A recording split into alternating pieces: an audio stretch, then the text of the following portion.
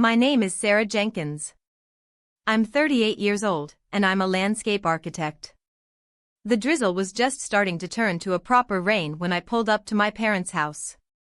It was a Saturday afternoon, the kind of gray, damp day that usually meant a quiet one at home with a book. Not today. Today was the day Eleanor and Richard Jenkins, my parents, were reading their will. I saw the familiar dark sedan of Mr. Harrison, their estate lawyer, parked in the driveway. A knot tightened in my stomach. I'd been dreading this for weeks, not because I expected anything grand, but because I knew it would be another performance.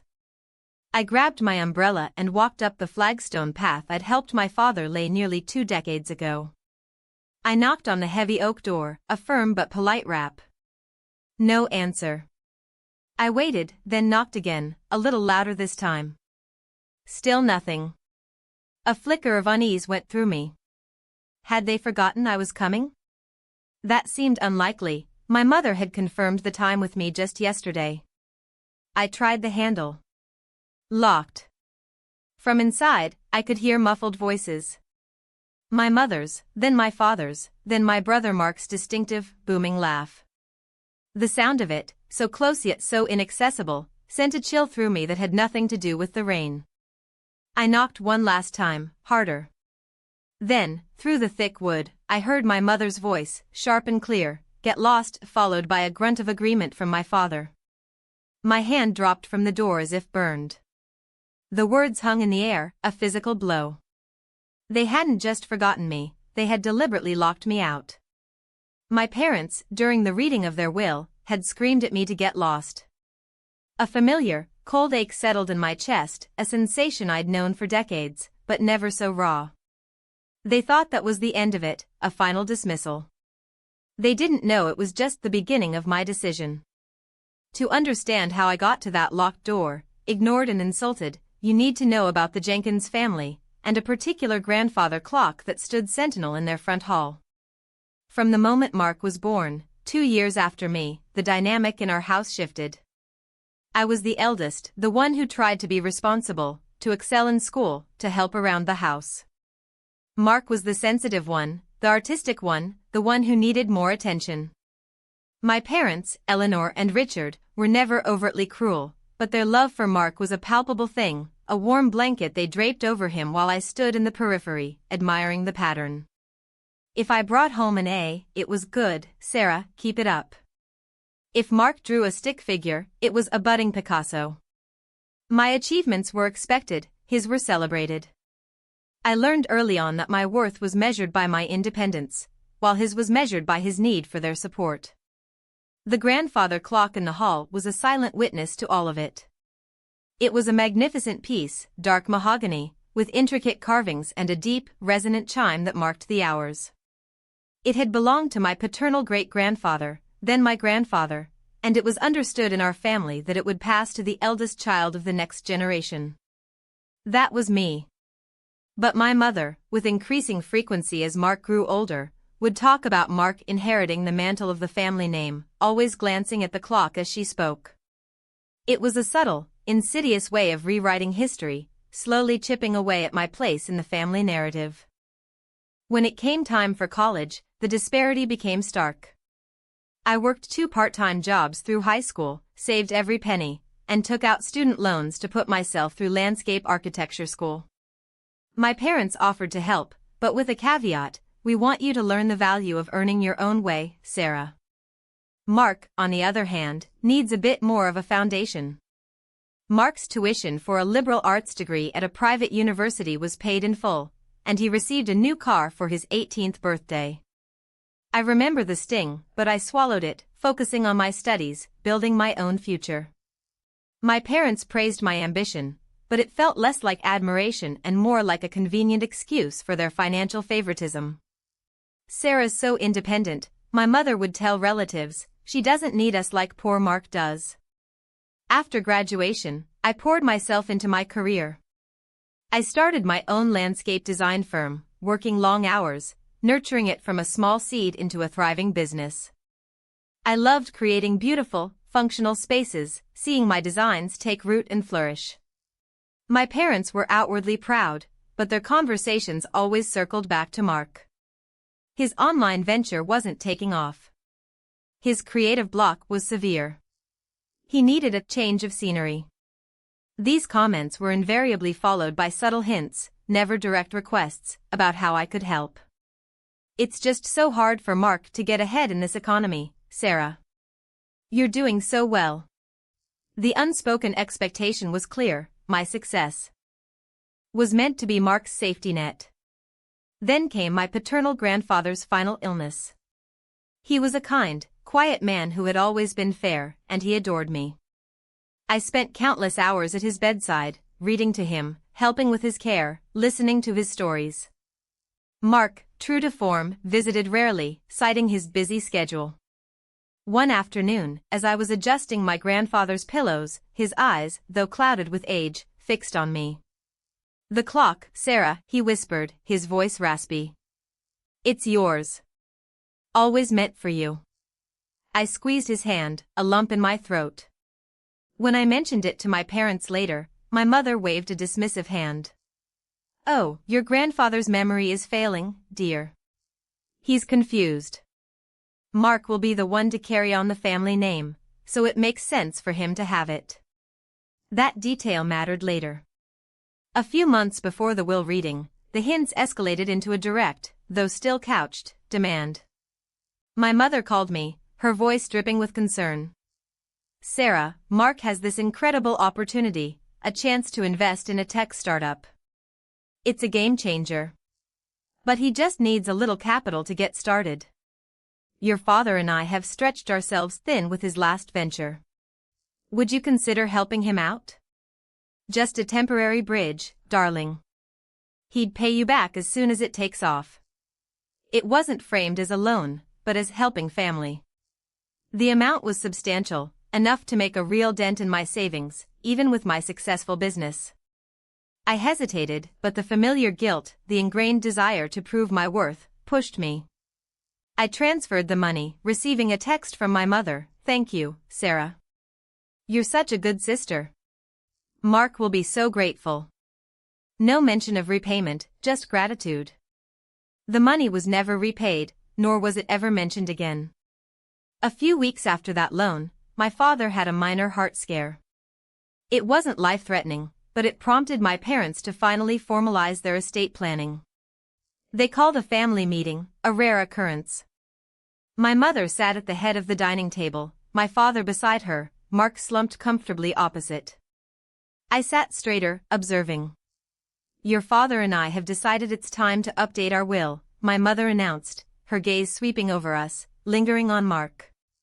"We want to ensure everything is in order, especially for Mark's future." I remember asking, very politely, about specific family heirlooms, particularly the grandfather clock. My mother cut me off. "We'll discuss all the details with Mr. Harrison, Sarah. It's all taken care of." Her tone was clipped, dismissive, and her eyes avoided mine. It was then that I noticed the shift. They were colder, more distant, as if my very presence was an inconvenience. My help had been accepted, but my questions were not. Driving away from their house that rainy Saturday, the words "get lost" still echoing in my ears, I finally understood. The loan to Mark hadn't been a temporary bridge, it had been a test. A test of my loyalty, my willingness to be exploited, and my capacity for silent sacrifice. And I had passed their test, proving myself to be the compliant, generous sister who would always put Mark's needs first. They had taken what they wanted, and now, with their will finalized, they had no further use for me. The lock on the door wasn't just physical, it was the culmination of a lifetime of being treated as less than, less loved, and a resource to be tapped dry. They wanted me out of their will, out of their lives, and out of their mind. The grandfather clock, my rightful inheritance, was undoubtedly promised to Mark. It wasn't about the money or the object, but the emotional truth behind it. I was disposable. I didn't storm back to the house. I didn't call them, demanding an explanation. Instead, I drove to a quiet park overlooking the city, the rain finally letting up. I sat there for a long time, watching the city lights begin to twinkle, feeling a cold, quiet resolve settle over me. I pulled out my phone and called Maria, a friend from college who specialized in family law. I explained the situation, omitting the emotional details, focusing on the facts, the loan, the will reading, the deliberate lockout. Maria listened patiently. "Sarah," she said, "you're entitled to a copy of the will as a direct heir, regardless of what's in it. As for the money to Mark, if you have documentation, it can be pursued as a debt, especially if it was never explicitly stated as a gift." Her words, delivered calmly and factually, were a balm. They offered a path, not of confrontation, but of clear, legal boundaries. Over the next few days, I gathered my evidence. I scrolled through old text messages, finding the exact exchange where my mother had requested the substantial sum for Mark's business investment, framing it as just a temporary bridge. I found the bank transfer confirmation. I even found an old email from my grandfather, sent years ago, reminiscing about the clock and Mencioni. How he looked forward to me inheriting it. It wasn't legally binding regarding the clock, but it was a testament to his intent. I wasn't looking to fight for the clock or for money from the will, I was looking to reclaim my dignity and draw a line. A week after the lockout, I sent 2 registered letters. The first, addressed to my parents, was brief and formal. It outlined the sum I had transferred to Mark, referenced the date, and politely requested repayment within 30 days, citing the original understanding that it was a temporary bridge. I enclosed copies of the relevant text messages and bank statements. The second letter, addressed to Mr. Harrison, the estate lawyer, was equally concise. I identified myself as their daughter and requested a copy of my parents' finalized will, as was my legal right. I also made a more personal move. I changed my primary phone number and email address, only providing the new details to a handful of trusted friends. For my old email, I set up an autoresponder for family contacts.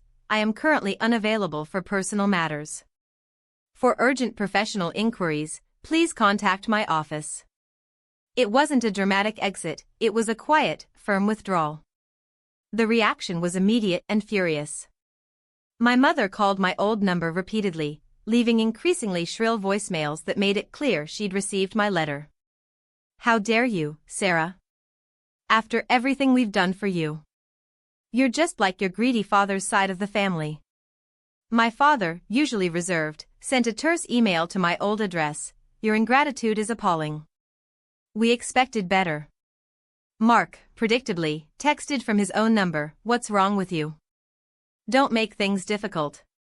Family helps family." I didn't respond to any of them. The silence from my end was, I realized, the most powerful response I could give. Within a month, a check arrived in the mail, sent from my parents' account. It was the full amount I had loaned Mark. There was no accompanying letter, no apology, just the cold, hard proof that my boundary had been acknowledged, albeit begrudgingly. A few weeks after that, a sealed envelope arrived from Mr. Harrison's office. It contained a copy of my parents' last will and testament. As I expected, I was explicitly disinherited, receiving nothing. Everything, including the grandfather clock, was bequeathed to Mark. Reading it, I felt a pang, but it was surprisingly faint. The sting of the lockout had been far more painful than the legal document confirming their intent. The document merely formalized a reality I had lived with for years. Some relatives, hearing a distorted version of events from my mother, called me heartless and greedy. But others, those who had quietly witnessed the favoritism over the years, reached out with messages of support, understanding that my actions were not about money, but about self-preservation. I didn't engage in a public defense. I simply focused on my work, on my chosen family of friends, and on building a life where I was valued for who I was, not for what I could provide. I haven't seen my parents or Mark since that rainy day. The grandfather clock, I imagine, still stands in their hall, marking the passage of time. I sometimes see antique clocks in shops, their pendulums swinging with a steady rhythm, and I think of it. It was once a symbol of what I was denied, a physical representation of the love and recognition I craved. But now, when I hear the quiet ticking of a clock, it sounds less like a reminder of what was lost, and more like the steady, peaceful rhythm of my own time, finally my own.